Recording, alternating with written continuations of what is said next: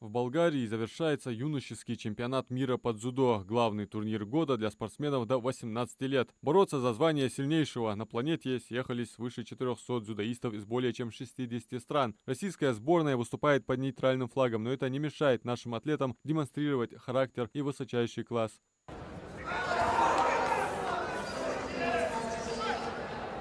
Путь к золоту всегда тернист. Чтобы взойти на высшую ступень пьедестала, Рахим Хамхоев провел 5 безупречных схваток. В решающем поединке он не оставил шансов представителю Казахстана Жилкайдару Мухаммад Али. Эта победа не случайность, а закономерный результат титанического труда. Напомним, что в активе Рахима уже есть золото юношеского первенства Европы. Я провел 5 схваток. Все схватки у меня были с представителями из разных стран. С Узбекистана, с Казахстана, с Литвы, с Монголии. Все схватки я выиграл досрочно. Соперники были неплохие.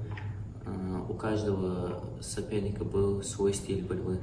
План в дальнейшем — это работать над своими же ошибками, тренироваться больше и усерднее, чтобы шаг за шагом идти к своей заветной цели.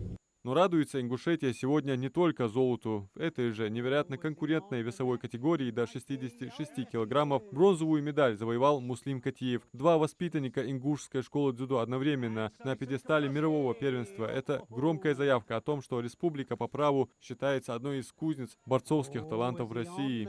В целом чемпионат сложился неплохо. Были ошибки, над которыми надо работать.